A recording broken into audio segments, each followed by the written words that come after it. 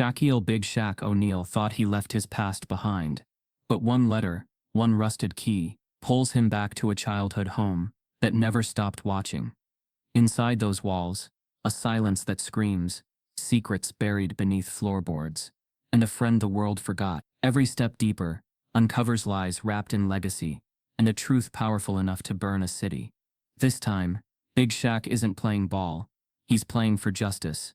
Before we deep dive into this interesting story, subscribe to our channel, and tell us where are you watching from. Share in the comments below. It arrived on a Monday morning. No fanfare, no knock at the door. Just a soft thud on the polished marble floor of Shaquille O'Neal's modern Atlanta estate. Shaq wasn't expecting mail.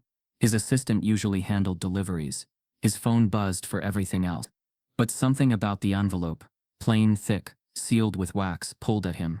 Dust clung to the corners. The name on the front was written in a deep blue ink that had bled into the paper. Shaquille R. O'Neal. Nothing more. He held it for a moment, before peeling it open. Inside was a single iron key, long and rusted at the edges, like it had been buried in time. No address, no context, just a note, creased and yellowing, that read, "Time to come home." The phrase hit harder than he expected. Home wasn't here. Not this mansion with its polished wood floors, glass walls, and curated emptiness. Home was a different kind of silence, the kind that came with radiators knocking in the winter, with neighbors arguing through thin walls, with his mama humming gospel over a pot of beans on the stove. Newark, the past, a place he hadn't walked through in nearly 3 decades. He didn't say anything to anyone, didn't call his agent, didn't post on socials. The next morning he drove himself in an unmarked SUV and didn't tell a soul where he was headed. No entourage, just Big Shaq behind the wheel, one hand resting on the steering wheel, the other gripping the rusted key. As the city skyline faded behind him and the older neighborhoods rolled in, memories came back uninvited. A basketball clanking off chain nets. His mom's laughter, the sting of being followed through stores, that cold sweat when a cop car slowed down beside him, just because he was walking home in the wrong hoodie. When he pulled up to the block, it looked both smaller and heavier than he remembered. Trees had grown taller, but the houses had sunken somehow, into themselves, into the past. The sidewalk cracked beneath his feet as he stepped out and looked toward the house. 38 Riverline Drive, his mother's old place. It had been sold after she moved to Florida. He had no reason to think it still stood, and yet here it was, worn, peeling, quiet. Curtains moved slightly in the top window, but maybe it was the wind. The gate was unlocked. The key in his hand felt warmer now, like it belonged exactly where he stood. He walked to the porch, every board creaking like an old friend trying to speak up. The doorknob resisted him, so he tried the key. It fit. The door swung inward with a sigh. It smelled like thyme and cedarwood. Dust had gathered in every corner. The carpet still held the same faded rose pattern. The old couch sagged in the middle. But the strangest thing wasn't how familiar it all felt. It was that someone had been there recently. Footprints crossed the dust. The air didn't have that long-abandoned mustiness. There were 2 coffee mugs on the table. One had a fresh lipstick stain, and from somewhere deep inside the house faint music was playing. Low, muffled, vinyl. His breath caught. He stepped in, the door closing gently behind him. Light filtered through the curtains and stripes. He moved slowly past the living room, his eyes scanning each surface. On the wall still hung a crooked picture of him and his mother at his LSU graduation. But the frame had been wiped recently. No dust. Someone had touched it. His pulse thudded harder. He turned into the kitchen. Empty. The light above the sink flickered dimly. The faucet still leaked every 7 seconds. Tick, tick, tick. He paused and looked to the table. A folded newspaper sat there, dated 2 days ago. He reached out to touch it when he caught movement in the corner of his eye from the window across the street. An old woman, watching. She stood perfectly still, in a pale blue coat, her hair silver and tied back. Her eyes didn't flinch when he saw her. She didn't wave. She just kept looking, like she had been waiting a very long time for someone to return. Shaq turned back to the house. A chill slid down his spine. The music was clearer now. A slow, soulful jazz piece he couldn't name. But it crawled into his chest like a memory he didn't know he had. He followed the sound toward the hallway. That's when he noticed the coat hooks by the door. 3 jackets. One of them looked like the windbreaker his father used to wear. He stopped. That windbreaker had been gone for over 20 years. The hallway stretched ahead, longer than it should have been. Shadows shifted under the door to the den.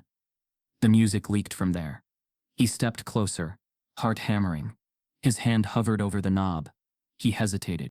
Behind him, the floor creaked. He spun around. Nothing. He opened the den door. The record player sat in the corner, needle still spinning. No one else was there. A chair sat turned toward the window. On its cushion, another envelope. This one had no name. Just a wax seal in the shape of a lion's head. He sat down slowly, the cushion warm like someone had just been there. He opened the envelope and pulled out a photograph. It was him, age 13, standing on the porch, his arm around a boy with a wide smile and gap teeth. He hadn't seen that boy in over 30 years. Warren, a name he had forced himself to forget. On the back of the photo, in the same blue ink as the first note, it read, "Some things never left, and some things never got to leave." He dropped the photo. The floor creaked again. This time, upstairs. Someone was in the house. He moved toward the stairs, slow and deliberate. Each step up groaned beneath his weight. The house didn't feel empty anymore. It felt occupied. It felt aware. At the top of the stairs, the hallway stretched wide. The door to his childhood bedroom stood slightly open. The smell hit him first, not rot, not mold. Aftershave. His father's brand. The kind they stopped selling a decade ago. The bed was made. The closet door hung open. Inside lined shoes, old clothes. But that wasn't possible. He stepped inside, each breath tighter than the last.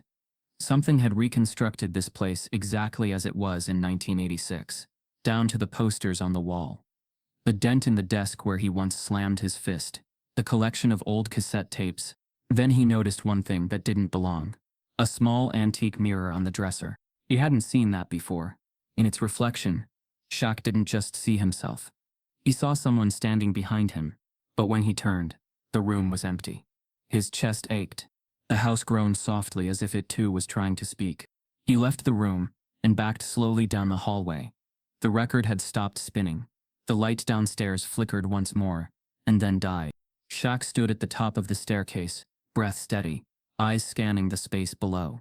That's when he heard the front door creak open, then close. Someone had just left. Or maybe they had just arrived. And from the den, the music started again. Low, slow, the same song, as if it never stopped. Shaq stood at the top of the stairs longer than he should have.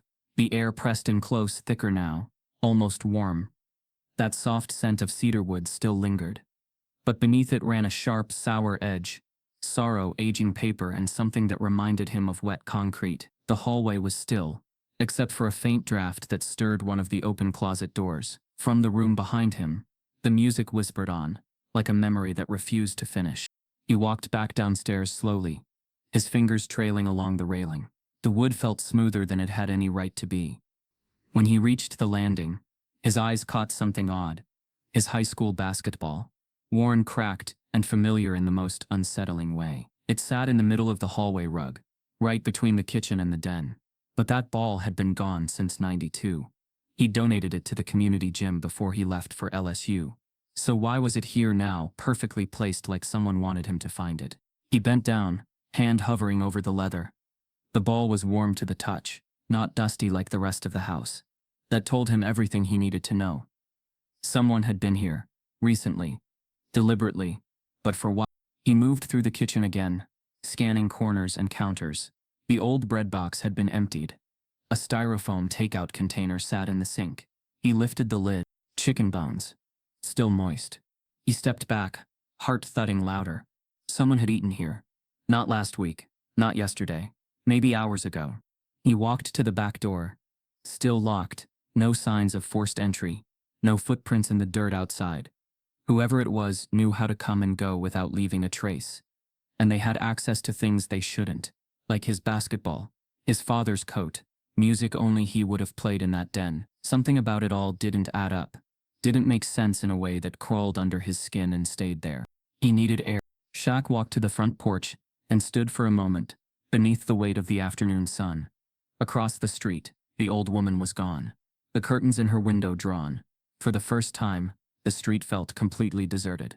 Like a movie set that had paused just for him. Not even a breeze moved the trees. He closed the door and turned back toward the living room. That's when he noticed the picture frames along the fireplace mantel. They were covered in dust, except for one, a photo of him and his mother sitting on the porch with slices of watermelon, both of them laughing. He hadn't seen that photo in decades, hadn't even remembered it was taken. And yet here it sat, clean and centered on the mantel like it had been polished and placed deliberately for his return. He stared at it, something hot rising in his chest. He could hear her voice then, plain and soft in the back of his memory. Don't forget where you came from, Shaquille. No matter how far you go. He stepped back from the mantel, unease prickling at the base of his neck. Something was wrong in the house. Not evil, but unsettled, like history waiting to be acknowledged. He moved back toward the hallway and stopped at the base of the attic ladder. The ceiling hatch was slightly ajar. That was strange enough. But what froze him wasn't the position of the hatch. It was the light leaking from the crack. A golden, pulsing light. Shaq blinked hard. The power had been shut off since the house sold years ago. No one lived here. No one paid a utility bill. The house was empty. It was supposed to be cold and dark. But the light above was steady, strong and impossibly alive. He stared up at the hatch. The ladder was old. But when he pulled it down, it lowered without resistance. Dust fell in sheets as it creaked into place. He placed one foot on the first rung, then another. The steps held his weight, groaning under his 300-pound frame, but still firm.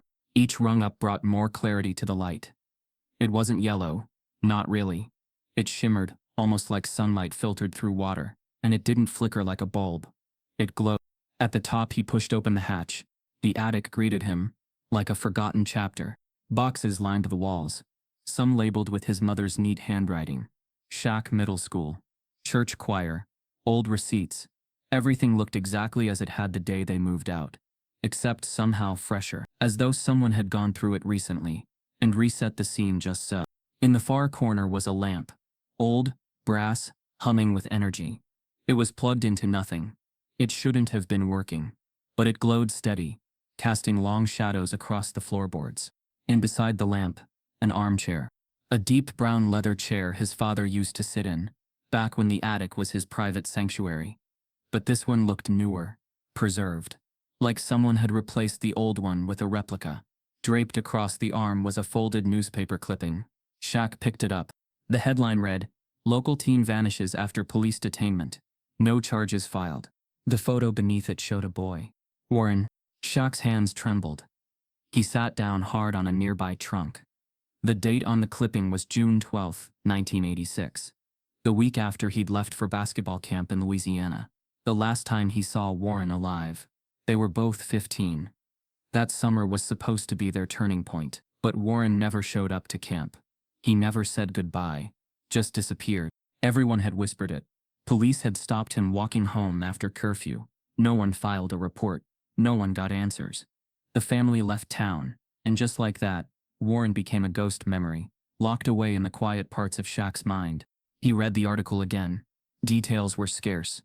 The journalist's name was unfamiliar. But the name of the officer in the report, that caught his attention. Officer Daniel Huxley.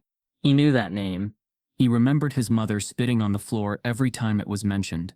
A cop who kept the neighborhood in line, code words for harassment and intimidation. That same man had later been honored in the city for 25 years of distinguished service. Shaq had even been invited to the ceremony. He'd declined. Something about it always felt wrong. Now here it was again.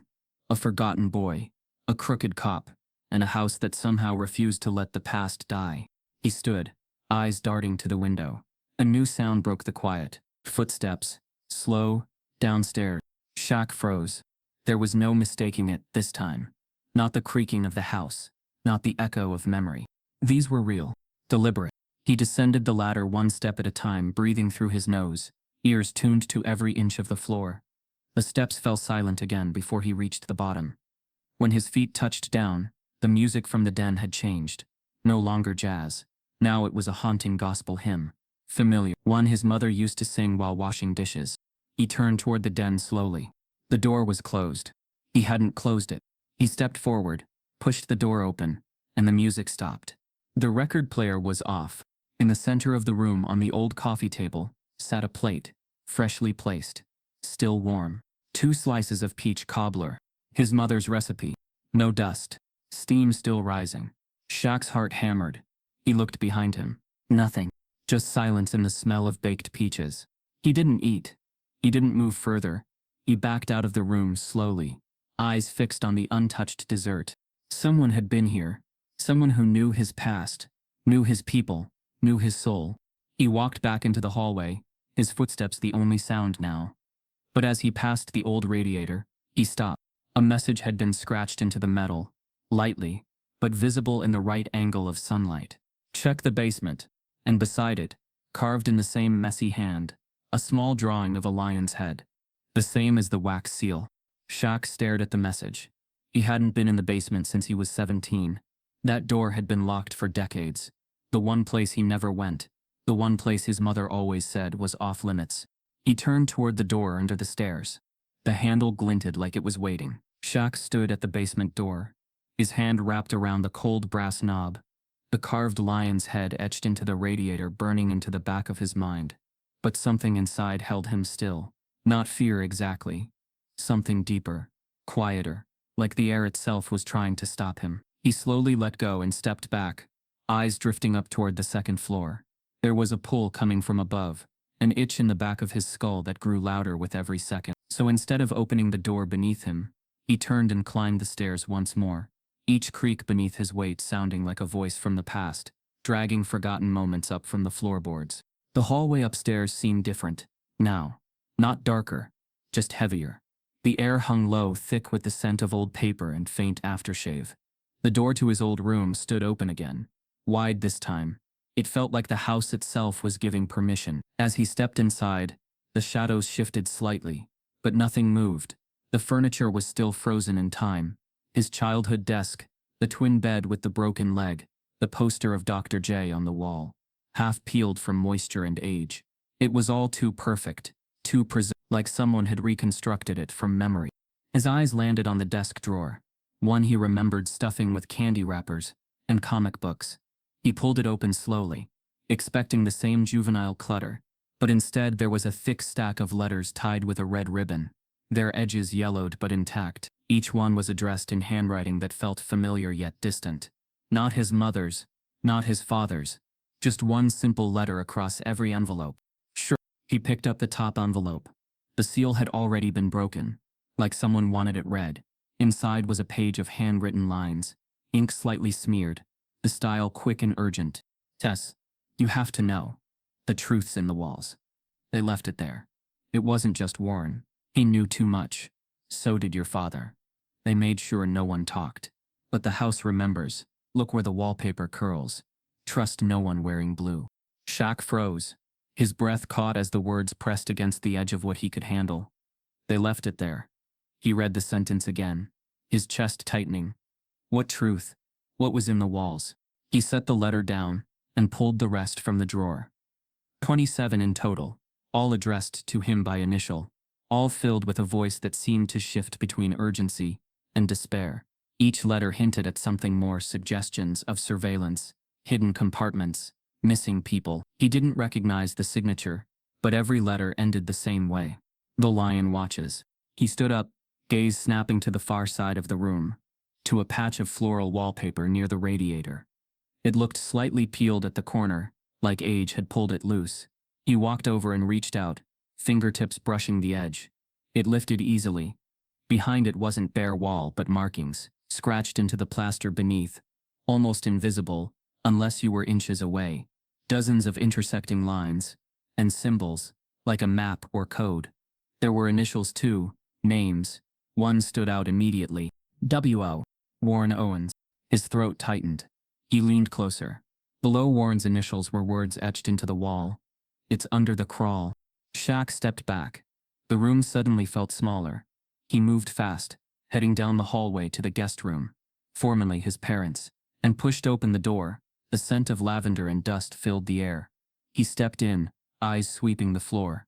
The vent by the closet caught his attention. It was larger than a normal grate, like it had once been used as a crawlspace entrance. He knelt down, pulling at the old screws. They groaned, resisting, but finally gave way. The vent clattered aside, revealing a narrow tunnel, no more than 3 feet deep. And in the center, just visible in the beam of sunlight from the window, was a wooden box. Shaq reached inside and dragged it out. Dust plumed into the air as he cracked it open. Inside were old cassette tapes. Dozens. Some labeled with dates, others with initials. One in particular had only one word written in black. Sharpie. Confession. He didn't have a tape player. Not anymore. But something told him he knew where to find one. His mother's room had an old stereo she never let go of. He carried the tape with him as he made his way across the hall. The stereo was still there, sitting on the dresser like it never moved. He clicked it open, inserted the tape, and pressed play. A moment of silence, then static, then a voice. Warren's. If someone finds this, it means I'm gone. I saw what they did. They beat Reggie. They thought he was stealing. But it wasn't just about money. It was about control. My mom told me to shut up. But I couldn't. They dragged him into the alley behind the station, said he fell. But I saw the blood. I saw them laughing. Shaq couldn't breathe. His hand trembled on the stereo. The tape crackled again. Warren's voice dropped to a whisper. They said if I talked, they'd come for me next. But I can't keep it in. The wall's here. The house sees. And if Shaq comes back, he needs to know. They made my dad disappear too. The badge don't mean nothing here. Not to them. The tape ended in a hiss, then silence. Shaq sat down hard on the bed. His heart raced, his palms slick with sweat. It was more than a story now. It was a cover-up, a chain of silences enforced by fear, by power, by men in blue who were protected by time and memory. He stood up, pacing, mind buzzing. Warren's voice still echoed in his head. He walked to the window, pulled the curtain aside to clear his thoughts. And that's when he saw them. Across the street, by the edge of the alley, a figure. Tall. Still. Wearing a beige trench coat and a brimmed hat that shadowed most of the face. The person stood perfectly still, hands in pockets, watching the house. Watching him. Shaq blinked. The figure turned, walked into the alley. Gone in seconds. He rushed to the front door, flung it open, bounded down the steps, across the street. The alley was empty. Not a footprint.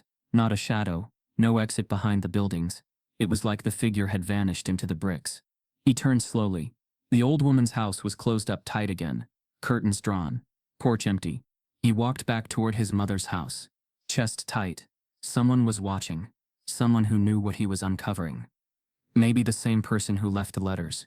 Or maybe someone who wanted him to stop. Inside again, he returned to the guest room, opened the crawl space again, and pulled out more tapes. Some were warped, too old to play. Others simply had music, scratchy and slow. But 3 were labeled clearly. W.O. May 9. L. O'Neill. Testimony. D.H. Record John 1. His mother had made a tape. So had Daniel Huxley, the officer in the newspaper article. That changed everything. He sat on the floor, tapes spread around him like relics of a forgotten war. The names, the voices, the confessions. It was all here, hidden in this house like it was waiting for him to return and finish what they couldn't. He pulled out the letter again, rereading the final line. The lion watches. It wasn't just a symbol. It was a signature. Someone had been protecting the truth, hiding it inside the walls of the house, leaving behind breadcrumbs too dangerous to say aloud. And whoever they were still out there. But someone else was watching too. And they didn't want the truth coming out. Shaq gathered the tapes, tucked them into a duffel bag he found in the closet, and stood. The house wasn't haunted. It was holding its breath. And whatever was buried in its silence was no longer content to stay hidden. They came for me outside Joe's diner. Said I matched a description. I told them I was on my break. Still had my apron on, name tag and all. Didn't matter. They cuffed me in front of my coworkers, drove me to the back lot. No lights, no booking. Said if I didn't confess to the corner store robbery, they'd plant something worse on me. I didn't sign nothing, took the beating instead. Shaq clenched his jaw. The words weren't written in rage. They were quiet, almost clinical, but the pain behind them seeped through.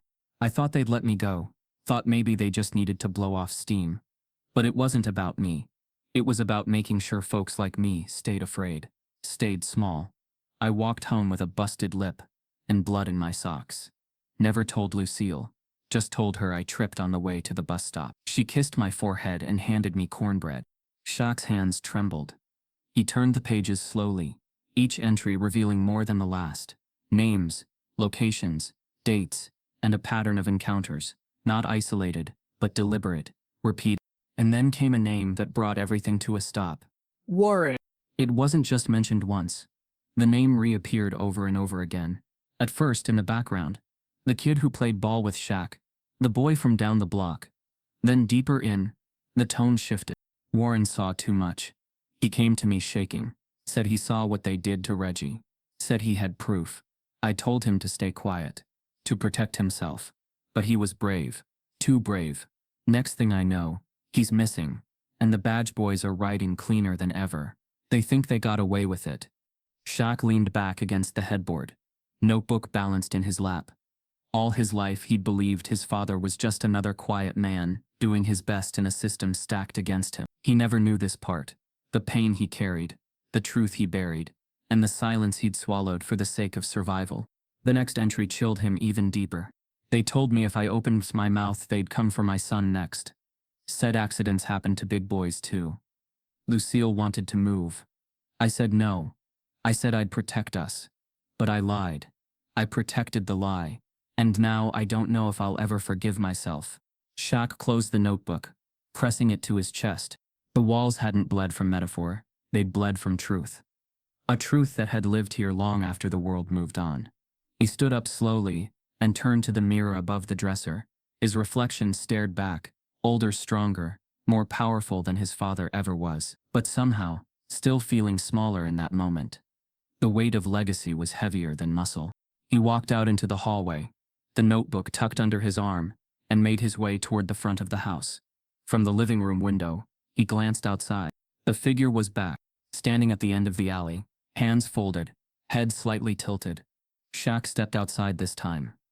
No hesitation. He crossed the porch, the boards creaking beneath him, and moved down the steps. But as soon as his feet hit the sidewalk, the figure turned and vanished around the corner. He followed. The alley stretched behind the neighboring homes, narrow and walled with red brick. Trash bins lined the sides, and the only sound was the soft crunch of his shoes on gravel. But when he reached the turn, no one was there. He stood in the silence, turning slowly. That's when he noticed it. Another symbol etched into the alley wall. Low, near the foundation. A lion's head. He reached out, touching the carving. Fresh, still flaking dust. It pointed downward, toward a storm drain. No way that was coincidence. He knelt and pried the grate loose. Inside was a plastic bag, sealed and waterproofed. He pulled it out and opened it. Inside were three things. A folded manila envelope labeled Internal Affairs, a photo of Warren arms bruised, sitting in what looked like an interrogation room, and a typed letter. Mr. O'Neill, if you've found this, then you're ready to know. Warren tried to speak. They buried him for it. Your father tried to protect you by staying silent. I couldn't risk being seen, but I've been watching this house, waiting. There are more files, more names, and they're still walking free. I was one of them. Until I wasn't. The lion. Shaq stood slowly, heart racing. The lion wasn't a myth. He was real. A witness. Possibly a former officer. Someone who had waited decades for a return. For the right moment to pass the torch. But what burned in Shaq's chest now wasn't fear. It was resolve. He walked back toward the house, past the creaking gate, through the front door, into the kitchen where the air still smelled faintly of peaches and dust. He laid the notebook, the tape, the photo and the envelope across the table like puzzle pieces. And once again, he noticed something new. A second wallpaper seam lifting, near the pantry. He stepped over, heart pounding, and peeled it back. This time there was no insulation. Just wood, but it was scorched, blackened in the shape of a handprint. And beneath it, etched into the beam, "Justice lives here, but only if you fight for it." Shaq stared at the words, letting them soak in. His father's story. Warren's pain. The city's silence. It was all connected. He looked up toward the ceiling, as if the house might give him one more sign. But it didn't need to. The truth was no longer hidden. It was bleeding from the walls. The house had grown quieter, but not emptier. It breathed now. Every floorboard sigh, every creak along the stairs felt charged with meaning. as though the structure itself remembered everything it was made to forget. Shaq sat at the kitchen table, the notebook open, the tapes lined up like courtroom evidence, the manila envelope from the storm drain still damp at the edges. His father's voice, Warren's whispers, and the words etched into the scorched beams ran circles in his head. He stared out the window at the house across the street. The old woman's curtains were open again. A single candle flickered in the window. It hadn't been there earlier. He didn't know why, but it felt like a signal. Without hesitation, he crossed the street. The afternoon sun cast long shadows across the cracked concrete, and a dog barked somewhere in the distance. But otherwise the neighborhood was still, like it had been holding a breath for 30 years. The screen door creaked under his knock. After a moment it opened. She was older than he remembered. Short, with skin like weathered clay and eyes that didn't blink much. She looked up at him with a kind of recognition that made his throat tighten. You finally came home, She said, voice dry but steady. Took you long enough. Shaq swallowed. You knew? She nodded slowly. I saw them drag him into that car, baby. I saw it from this very porch. Warren was screaming. They told me to go inside. I did. But I never forgot. Shaq stepped inside, the smell of mothballs and lemon oil greeting him like a ghost of his own grandmother's house. Photos lined every shelf. Family members, graduations, church clothes and birthdays. But one stood apart on a small table in the hallway. Warren, 15. The same age when he vanished. The photo was framed in wood, worn at the edges like it had been touched often. She saw him looking, and nodded toward it. He was my nephew, she said. His mama didn't have the strength after he disappeared. She left. I stayed. Someone had to remember. Shaq felt his chest tighten. Why didn't anyone say anything? She gave him a look sharp. Knowing, because black folks here know better.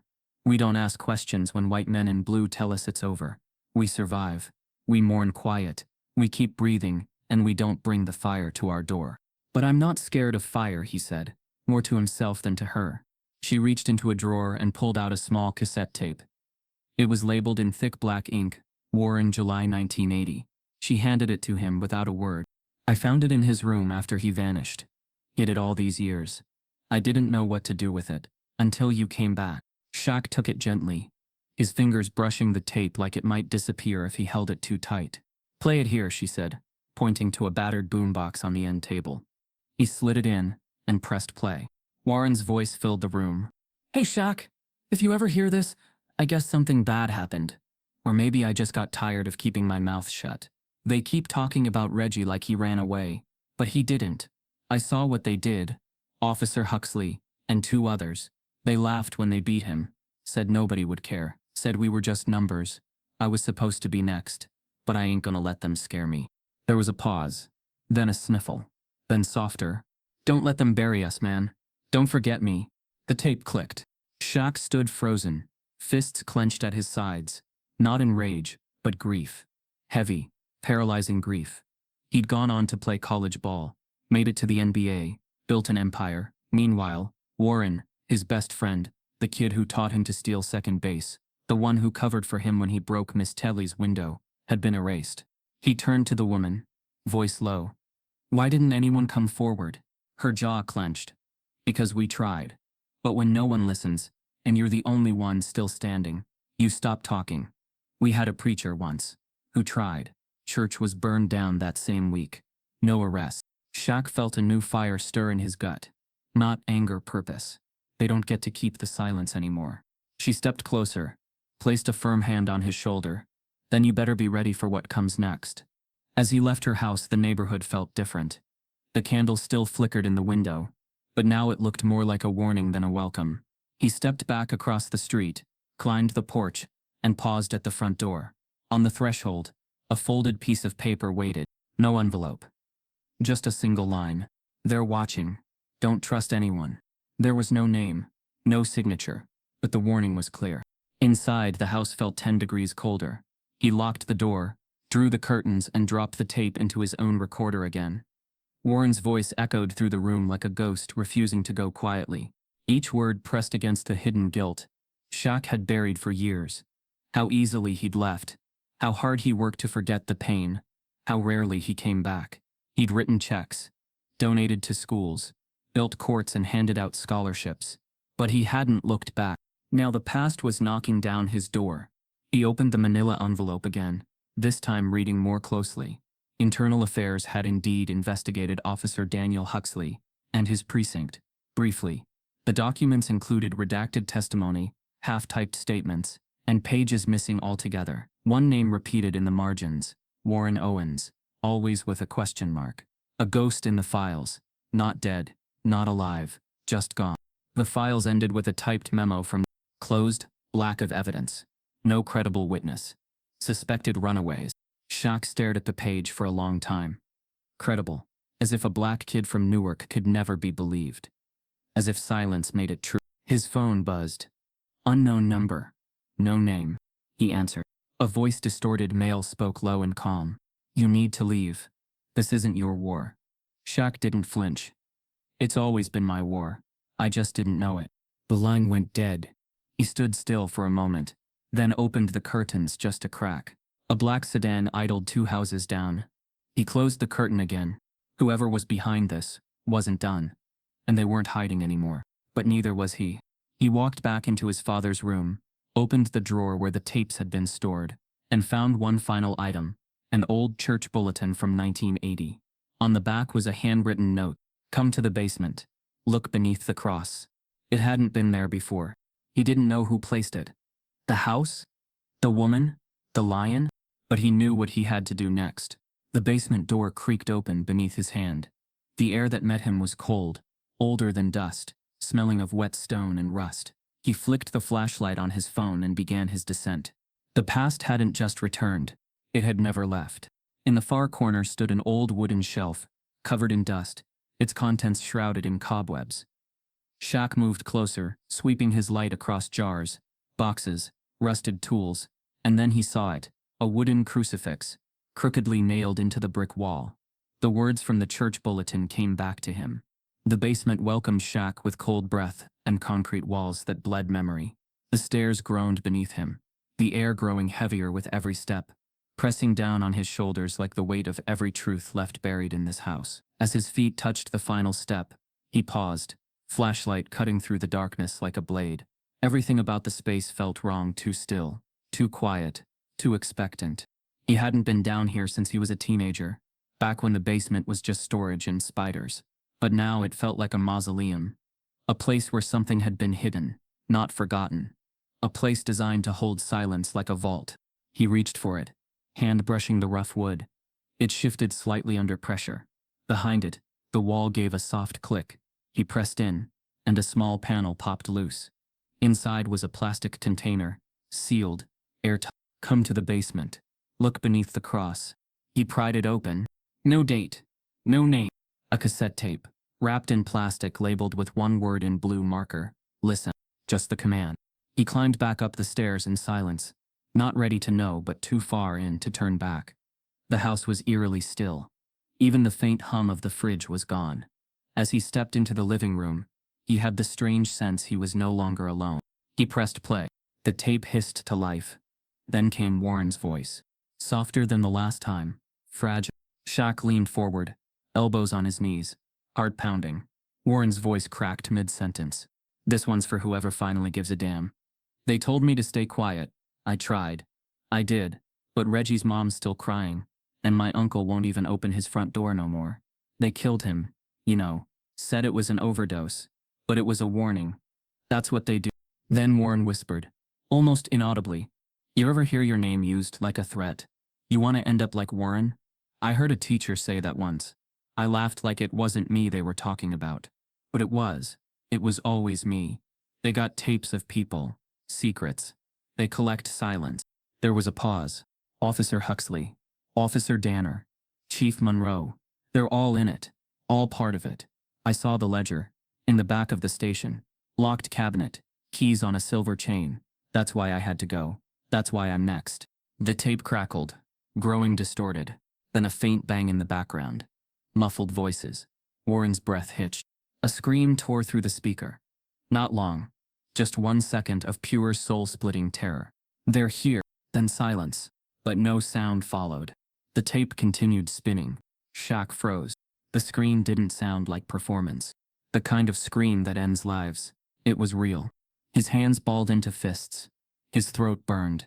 For all his size, for all his status, he couldn't reach back through time and stop what happened. He couldn't pull Warren out of that dark moment. He could only sit and listen as his best friend vanished again, this time into audio. He ejected the tape, holding it like evidence.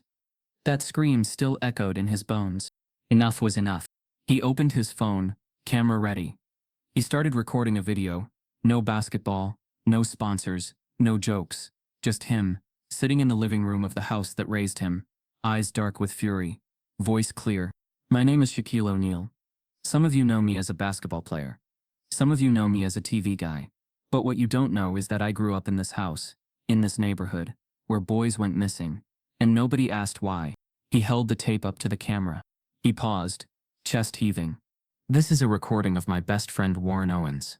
He was 15 when he disappeared. This is his voice, naming names. This is the scream they tried to bury. But before he could post it, something clattered behind him. He hit stop. I'm not staying silent anymore. He shot to his feet. The kitchen. Someone had broken in. He moved fast but silent, stepping around the table toward the back. The side door was cracked open. The cool air slid in like a whisper. He scanned the room. Then he saw it, carved into the wood of the kitchen table, scratched in with something sharp, deep. Let it die. 4 words. Fresh. Shaq's breath caught. But what truly froze him wasn't the message. It was the handwriting. He knew that handwriting. It matched the notes in the notebook from the attic. Matched the signature on the inside cover. His father. But Lucius O'Neal had been dead for years. He turned back to the tape. Shaq staggered back, sat hard in a chair. His mind raced. Was it a message from the past? Did someone forge it? Or had his father known something darker? Had he been part of the silence? Replayed the scream. Let it echo. Let it die. Was it a warning? A command? Or a confession? He didn't know. Not yet. But he knew one thing for sure. The house had stopped whispering. The message carved into the kitchen table hadn't faded overnight. Shaq stared at it in the early morning light, his fingertip tracing the grooves of each letter, as if the shape of the threat could tell him something the words hadn't. Let it die. It sat in the exact spot where his mother used to place their Sunday pancakes, where he once did algebra homework, where his father used to polish his church shoes. Now it held something colder, an echo of someone else's control, maybe even his father's, though he still didn't want to believe that. But Shaq had learned something in the last 48 hours. Silence was the accomplice of injustice. And if something was still trying to keep this buried, carving messages in the night, slipping tapes into crawl spaces, watching from dark alleys, then that meant the truth was alive. And maybe that was the very thing it feared most. He pushed the table aside, its legs scraping loudly against the old tile. That's when he felt it. The wood under his sneakers shifted. Not much, but enough. He stepped off and dropped to one knee. A single board just under where the table had sat was loose. Carefully, he pried his fingers under the edge and pulled. It came up with a hollow groan, revealing a shallow compartment carved crudely into the floor. Inside was a plastic-wrapped bundle, yellow with age, sealed tight. Shaq pulled it out and set it on the table, cutting through the plastic with a pocket knife he'd kept from his college days. When the bundle opened, dust curled up like the room itself exhaled. Inside were 4 things. A folded stack of newspaper clippings, a cracked brass police badge, a Polaroid photo, and a folded sheet of paper, brittle and lined in shaky handwriting. Shaq spread the contents out slowly. The badge came first, still gleaming beneath the dust, bearing the name Daniel Huxley, the same officer from Warren's whispered tapes, the same name from the newspaper that covered up the detainment. The badge was dated, its serial number had been scratched across the back, as if someone wanted it to disappear. The Polaroid made Shaq's breath hitch.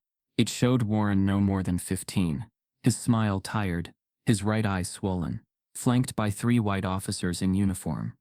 One of them clearly Huxley, the other 2 with faces Shaq didn't recognize, but the expressions were wrong.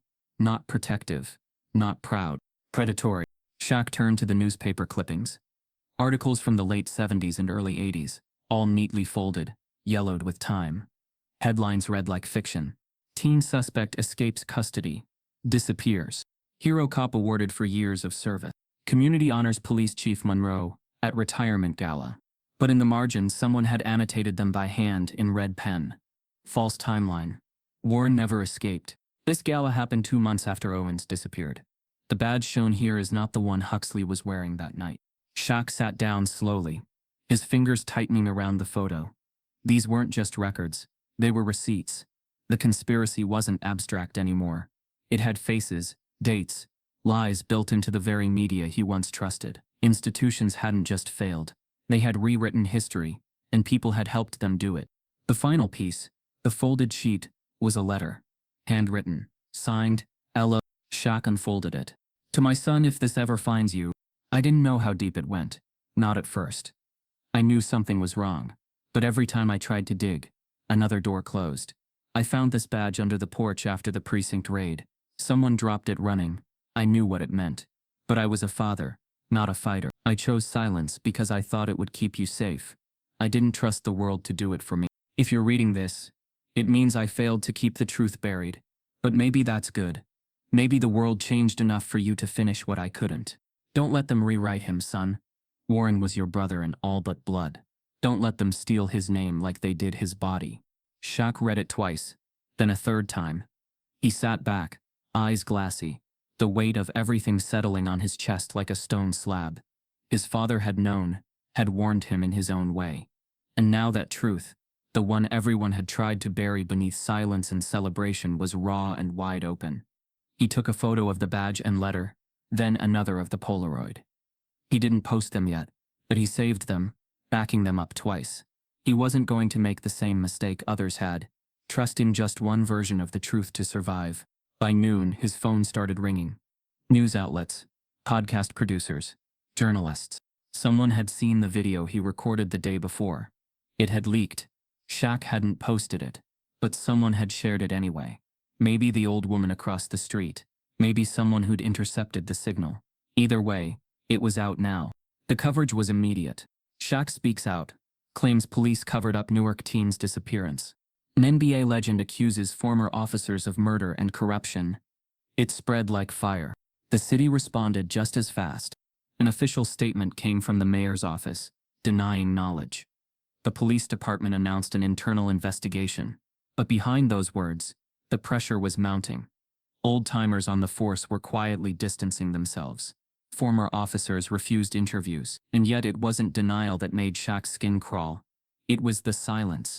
Because silence was never empty. It was loaded. At 6:14 p.m., his phone rang again. Blocked number. He picked up. Mr. O'Neill? A voice said, gravel in every syllable. Speaking. You don't know me, but I know what you found. You've got something that belongs to me. Shaq didn't respond. The voice continued. That badge. The photo. I want him back.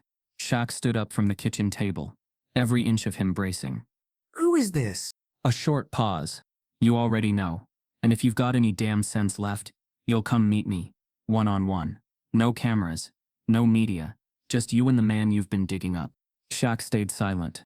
The voice finished calmly. I'll be at the old VFW hall off Maple at noon tomorrow. If you want to know why it happened, come alone. The call ended. He stood frozen for a long time, staring out the front window. The same black sedan was parked at the curb again. Watching. Waiting. Daniel Huxley. Still alive. Still out there. And now he was calling for a meeting. Shaq didn't trust him. Not for a second. But something told him. This was it. The moment everything turned. This wasn't about uncovering history anymore. This was about confronting it face to face. He looked back at the open floorboards. The scattered evidence. The carved threat in the table. The silence was cracking. The city was watching. But now the man behind the cover-up wanted to speak. Shaq grabbed the badge, folded the photo, and tucked the letter into his jacket pocket. The floor beneath him had told its story. Now it was time for the man behind it all to tell his. His hand tightened around the edge of the page. Huxley spoke again, voice flat. Everyone thinks we ran the game from the precinct. But the truth is, it ran from City Hall down to your cafeteria ladies. No one stood in our way because we made sure everyone got their piece. And when someone didn't, well, they disappeared. Shaq's jaw clenched. Warren? Huxley looked him dead in the eyes. Warren was smart, too smart. He had a notebook, like yours, kept receipts, names, and he wasn't scared. That made him dangerous. Shaq's chest burned. What did you do to him? The old man paused. I didn't kill him. But I handed him over. That's what we did with the noisy ones. Sent them into the system, off the books. If they came out, they never came back the same. Shaq's voice dropped to a low growl. So, where is he? Huxley hesitated, then gave a small, bitter laugh. Hell if I know. Probably in one of the old holding houses we shut down. Some of them never got cleared out. Some kids just got lost in the paperwork. Shaq leaned in. You buried him. Huxley nodded slowly. We buried a lot of boys. But not the way you think. We didn't need guns. Just signatures. He reached under the bar, pulled out a small black tape recorder, and set it down. One more thing. You play this at the right time, you'll burn the whole damn town down. But you'll go with it. Trust me. They won't let you stay clean. Shaq didn't touch it. What makes you think I won't turn this over today? The old man looked at him, something tired in his eyes. Because you're smart. Because your mama taught you that fire don't just warm, it burns. And once it starts, there ain't no stopping it. You think the city's gonna thank you for exposing this? Nah. They'll crucify you, call you a liar, a traitor, and when the dust settles, the ones who really did this, they'll be long gone, richer than before. Shaq stared at him for a long moment. Then why are you giving it to me? Because I'm dying, Huxley said, voice empty. Cancer. Stage 4, nothing left to protect, nothing left to lose. I just want one night where I don't see that boy's face before I sleep. Shaq's throat tightened. You think that makes it better? Huxley shook his head slowly.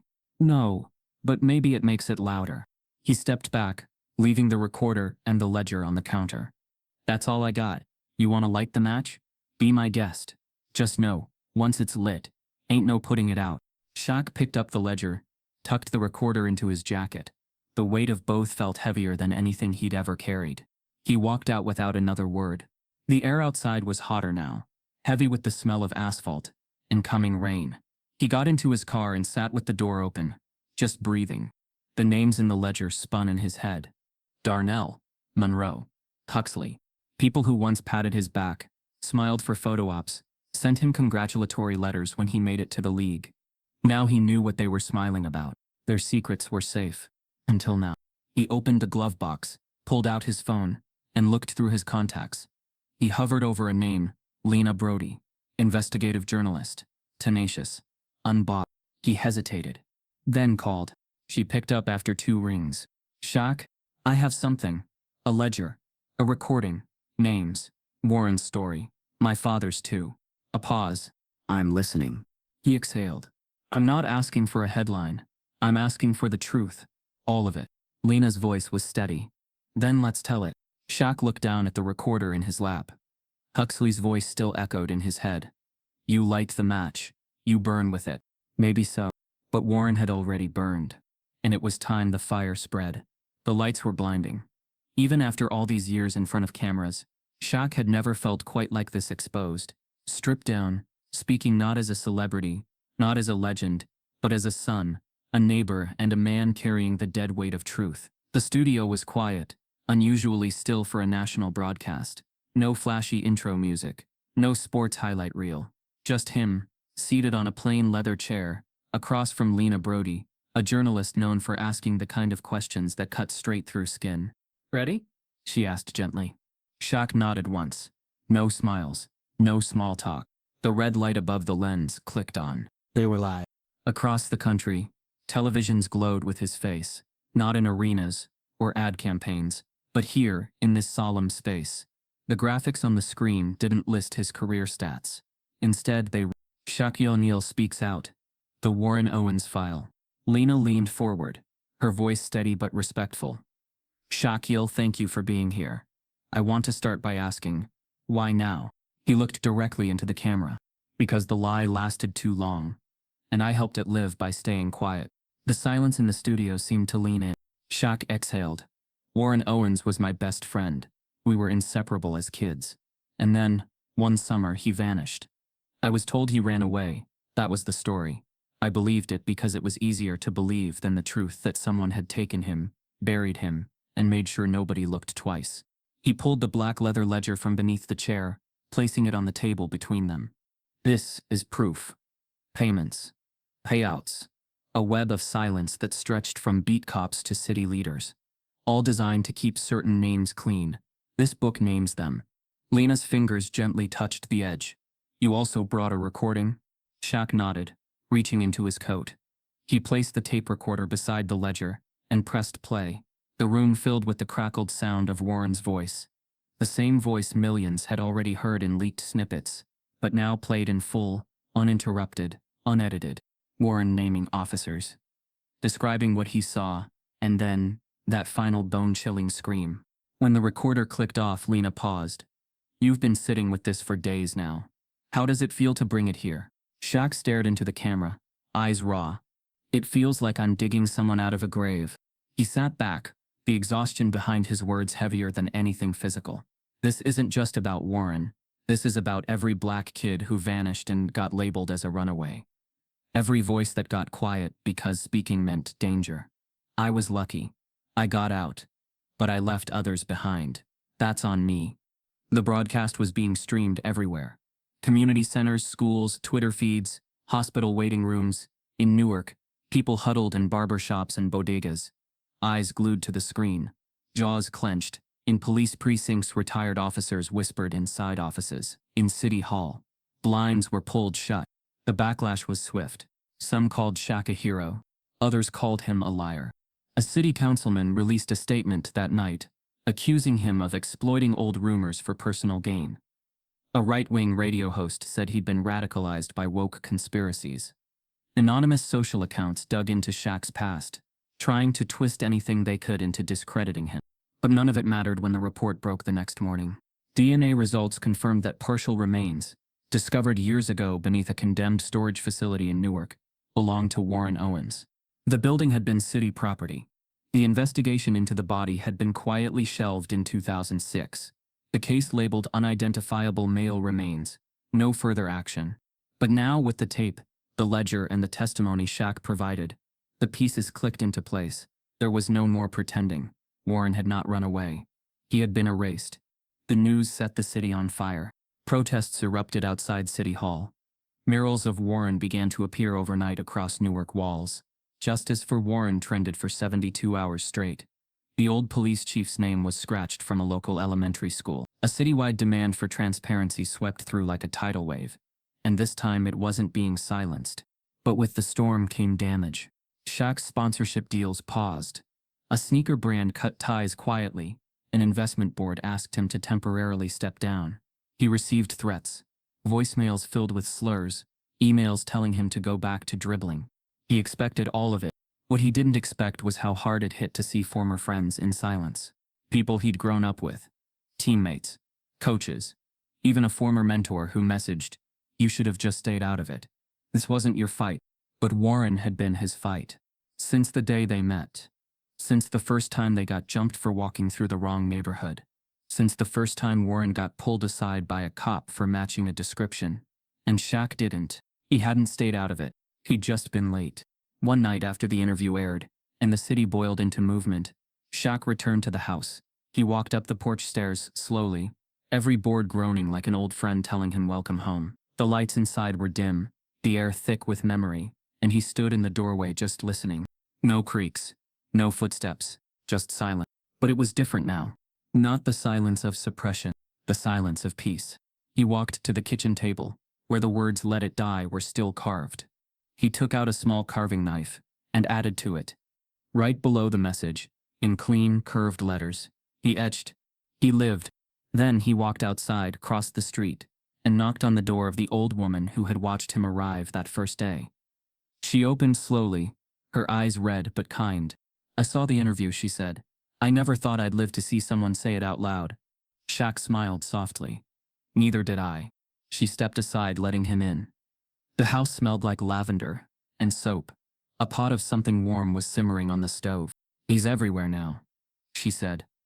"The city's finally saying his name." Shaq sat at her table. "It's a start." They didn't talk about justice or politics or headlines. They just talked about Warren, what he liked on his burgers, the time he climbed the school fence and got stuck, how he used to laugh so hard he couldn't breathe. And when Shaq left, she handed him something small. A key. "This was his," she said, "to the community center we used to run before they shut it down. It's still standing, Just needs someone to open the door again. Shaq held it for a long moment. He nodded. That night he wrote a check. The next morning, construction crews arrived. 2 weeks later, the center reopened as the Warren Owens Legacy Foundation, a safe space for kids who needed a voice, a shelter, It didn't erase the past. Nothing could. But it made damn sure the silence didn't win. The morning sky was low and overcast, that pale gray that makes the world feel quiet, as if it, too, is holding its breath. Shaq stood in front of the house on Riverline Drive, one last time. No cameras, no press fans, just him, his breath in the cool air, and the keys jingling in his massive hand. The same house that had taken him back in, the same house that had buried so much inside its walls and revealed it all when he was finally ready to listen. It looked different, now. Not because of paint or furniture, it was the silence. It had changed, no longer a container of secrets, no longer haunted by what it couldn't say. It was quiet now, the way a church is quiet. Filled, not empty. He stepped onto the porch and opened the door. Inside, the kitchen had been cleared. The words carved into the table, "Let it die," had been sanded out. In their place, carved deeper, bolder, more permanent, was he lived. He mattered. Shaq ran his hand over the wood, letting the grain press into his skin. He turned slowly, scanning every room, not out of suspicion but nostalgia.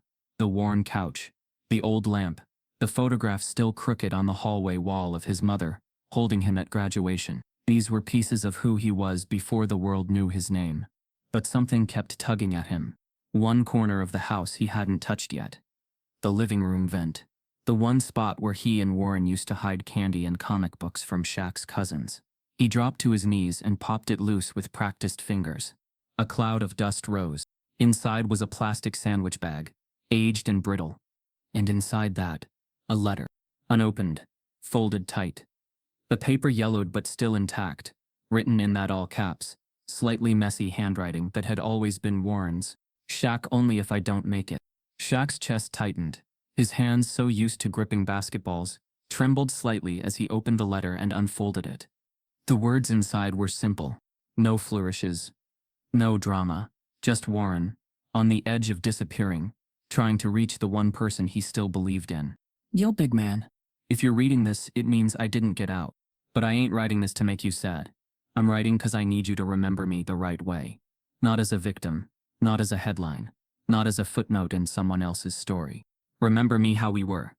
The time we dropped your mama's whole peach cobbler trying to sneak a bite before dinner.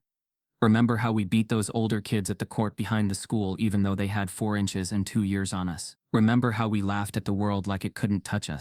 I always knew you'd make it out. You were built for more. But don't let more make you forget. Don't let them rewrite me, Shaq. Tell them I was here. That I mattered. That I loved this place even when it didn't love me back." Shaq pressed the letter to his chest, and for the first time in years, he let himself cry. Not for guilt, not even for grief, for love, pure and simple. The kind that binds a boy to his roots. The kind that doesn't fade, even when the world tries to erase it. Later that week, the transformation began. Permits, plans, paperwork. The house would not be sold. It would not become another rundown relic of Black history left to rot behind a gentrified block. Instead, it would become the Warren Owens Community Center, a space for kids who needed more than survival, a place for learning, art, healing, and safety, a place where secrets would never stay buried again. Construction crews moved in. Volunteers came from all over the neighborhood. Some remembered Warren, some had never known him, but they came anyway, because they knew what the house had come to represent. Shaq poured himself into it, funded every inch of it. But he didn't make it flashy. No giant logos, no endorsements. The only branding that mattered was on the east wall.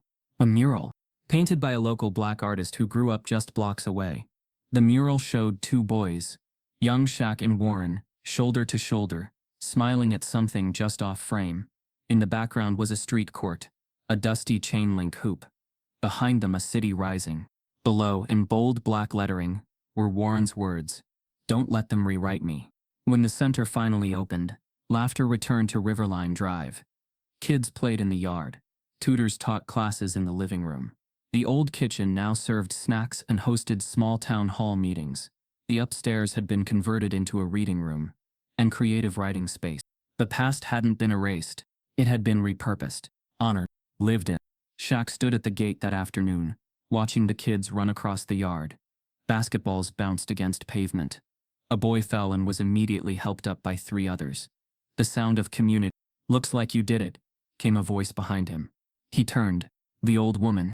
But this time, she didn't look like just a neighbor. She looked like someone stepping out of shadow. She smiled, soft and knowing. "Guess it's time you knew," she said. "I wasn't just Warren's aunt." Shaq tilted his head. "I'm his sister." He stared, stunned. She nodded, a little mist in her eyes now. "Different daddies. I was older, out the house when he went missing. But I never left the block. I stayed here, watching, waiting." Shaq's throat tightened. "You knew this whole time?" "I knew the silence," she said. "Knew the names. Couldn't fight them. Not alone. So I waited. And when I saw you pull up that first day, I knew." "Knew what?" "That the house had finally brought someone back who could finish what we started." She reached into her coat pocket and handed him one last envelope. It was stamped with a lion's head. He opened it slowly. Inside, a photo. Warren, at age 13, standing beside a painting he'd done. 2 boys on a basketball court under a blazing orange sky. Scrawled in Sharpie on the back. "We'll make it. One of us has to." Shaq held the photo for a long moment. He didn't speak. Didn't have to. Some stories don't need to end in words. The kids in the yard kept laughing. The mural caught the fading sunlight, and the old house reborn stood quietly behind it all, no longer hiding its ghosts, but inviting others to honor them. The city hadn't healed. Not fully. But it had remembered. And sometimes, that's where real justice begins. "I think this story ended here." It didn't. Warren's voice is just one of thousands still buried in neighborhoods like yours. If this shook something in you, don't scroll past it. Speak it. Share it. Build from it. Truth only lives when we keep passing it forward. So ask yourself, what's buried on your block, and who's finally ready to dig it up?